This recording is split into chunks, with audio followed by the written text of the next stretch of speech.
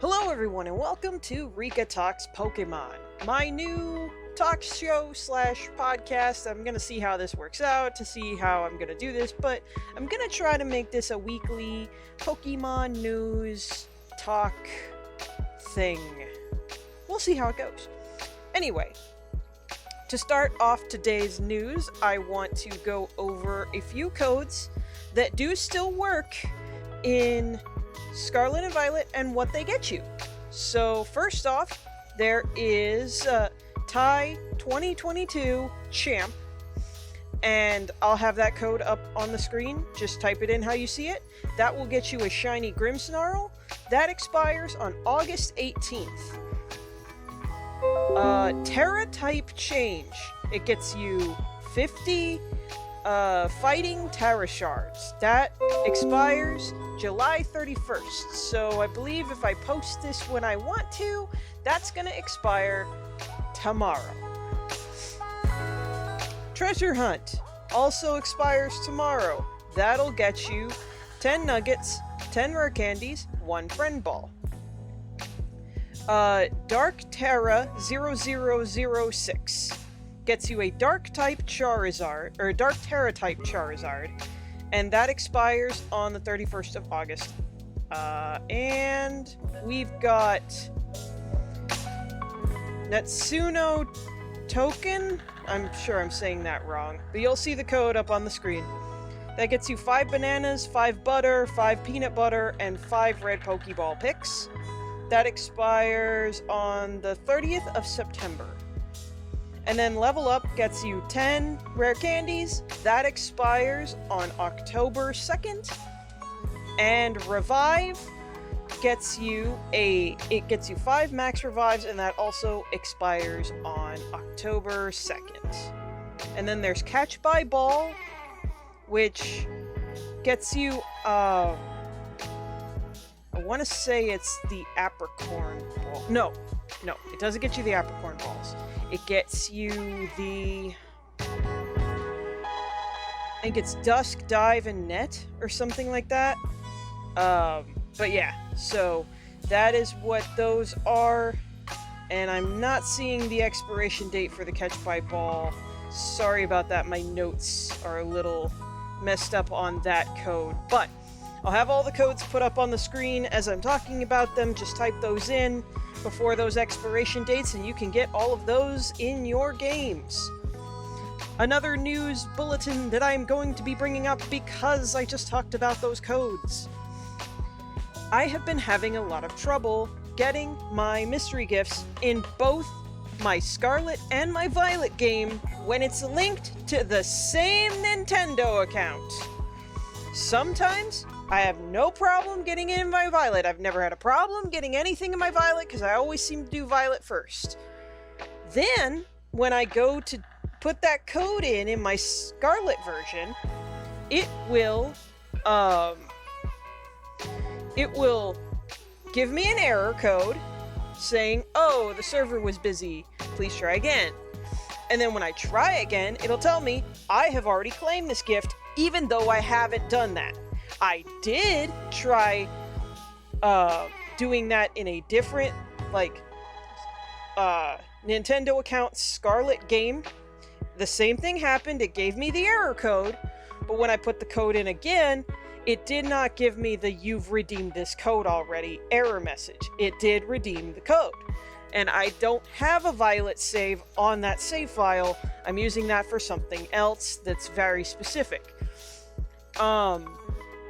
I don't know if that's just a glitch that needs to be patched, but I wanted to warn anyone who is trying to get these codes, get them in the game you specifically want them, and then if you have a second game and you just want to try and see if the code works and you get it, do that, but never, never, never use the game that isn't your main game second. At least until I find out more about this. I'm going to be doing some research on this. I may talk about this next week if I get any updates. Also, if any of you know anything, leave it in the comments below. And I will read through those on next week's episode if anybody has any information. Okay, next piece of information, and I need community help for this one. I have a friend who just started a YouTube channel. He was very into monster taming games. Just now got into Pokemon. He's very avid into shiny hunting now. Like, he's never played Pokemon before, but he's been playing through all the games, and he just loves shiny hunting. He's been shiny hunting in Brilliant Diamond. Now, he had something happen that gave him a theory, but it's been stressing him out to keep testing this all by himself. So he asked me to use my voice to lend him some help. Because on his channel, he doesn't speak.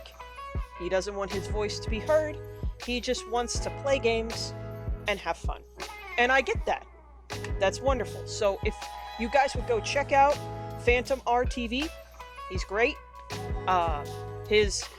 He's pretty good at monster taming games in general anyway, and he's been doing some good like shiny hunting videos. I've been watching his TikToks, I've been watching his shorts. But he had one, and this is what sparked the theory, that kind of made me curious too, because this could be a breakthrough for Masuda Method egg shiny hunting. And if that's the case, then, well, let me just get into the story first, and then we can talk about the statistics and everything afterwards. Not that I know very much. He was hatching skitties. He got a Japanese skitty in a Wonder Trade, heard about the Masuda Method for shining, thought, hey, why not? Let's just try to shiny hunt this. I've never seen a shiny skitty before. In fact, he hasn't seen a whole lot of shiny Pokemon, so he's been trying to shiny hunt them just to see what they look like. But he got his shiny skitty. And then right after, he got another one.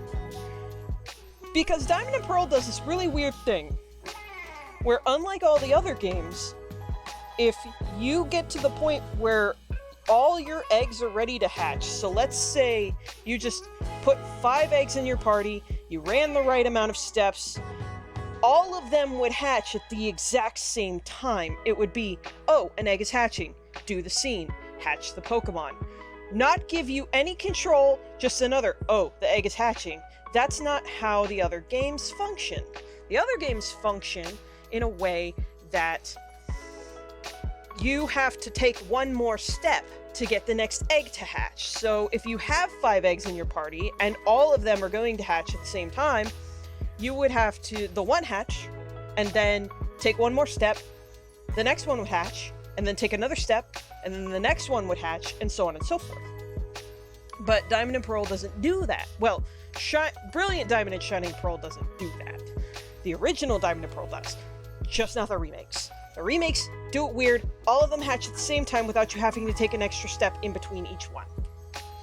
So he doesn't know if that caused some kind of glitch where the 2 skitty were almost identical too.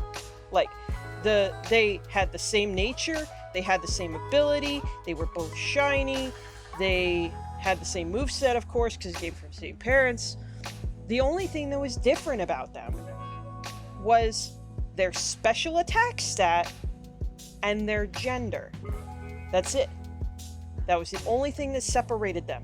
They were identical other than that. So he had a thought.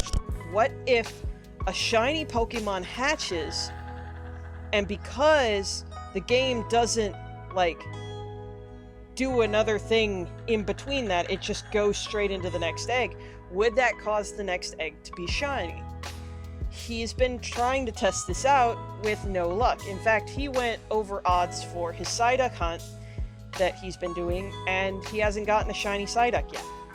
So he's gonna attempt that again and see if he can get different results and actually get a shiny this time to kind of see if it does anything. But he also has a fear that his theory about the skitties is true and that it works the opposite way as well. If if all the eggs hatch and they're all not shiny, maybe one of them would have been, but the other, like the egg at the beginning of the party caused that not to be shiny. So, again, this is all theory. He's new to Pokemon. He doesn't know. I don't know because I haven't really been doing Masuda method breeding in Brilliant Diamond Shining Pearl. I've been too busy in the underground doing like underground stuff. I find that more fun, and I find that to be the most fun I've had in that game, and probably the only place I do have fun in that game. No offense to the game, it's pretty good, but like if I'm gonna play Diamond and Pearl, I'll just pull out my DS and play the originals because I just like them better. But I do like the new underground mechanics with the dens and the Diglets that can get you the jade statues and the shiny Pokemon easier down in the underground. That's the main thing I like about Brilliant Diamond Shining Pearl over the originals, which is why that's what I do in that game. But if anybody knows whether his two Skitties being shiny, one right after another, was just good luck, or could possibly be something to do with the fact that they hatched at the exact same time, please leave me a comment below. Again, go check out his channel. It's Phantom R TV, and he has the video of the two Skitties hatching one right after another. He had to stitch them together kind of weird because the way the Switch recorded, he was nicknaming the first shiny Skitty because he didn't expect to get the second one. So the videos are kind of weird in the way they're stitched together because he had to do two different recordings. But he also said that he would be willing to do like a small update on the Skitties to show both of them off. He has raised them a little bit, so their stats are a little different, but not to the point where it would really be too much to show off that they were literally born on the same day, and that even the eggs were gotten the day they were hatched, so they didn't even sit in the PC that long.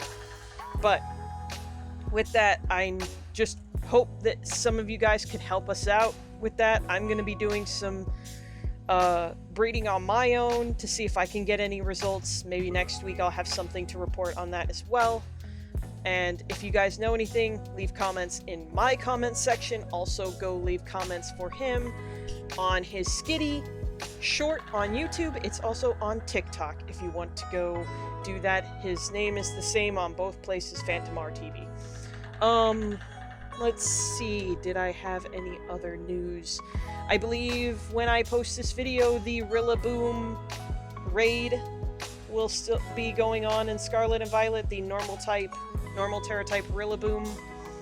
I haven't been really doing these, but since I'm going to start doing the talk show, I'm thinking that I might be paying a little bit more attention to those Terra raids now, and I'll be talking about them on the show if I can come up with a good build to take it down, or if one of my other builds is already perfect for it. For Rillaboom, I honestly think my Iron Hands build is going to be great. So I don't know. I think that Terra type is electric though, so I don't think I have a fighting Terra type Iron Hands, but regardless, I haven't done too much research into the Rillaboom event, but I will do more if you guys are interested in hearing that on the weekly talk show. Also, I'll try to keep up with all of the codes for mystery gifts and anything else special that Pokemon happens to be doing, we will talk about on the show. I know this is kind of a short first talk, but I didn't really have more planned, and I kind of wanted to get this out on Sunday. So this is going to be it for this episode. If we have more to talk about next week, I will make sure that I get everything written down so that I don't trail off, because my notes were kind of sporadic for this, because I kind of just came up with this on the fly of deciding to do the Pokemon talk on Sunday. It has been something I've been wanting to do for a little while. I would even like to have some guests on. I have a couple people that I would like to talk about Pokemon with, and so I have to reach out to them and see if they're willing to help me out with this. I also want to try to turn this into a podcast. I don't know how easy that will be or how hard that will be.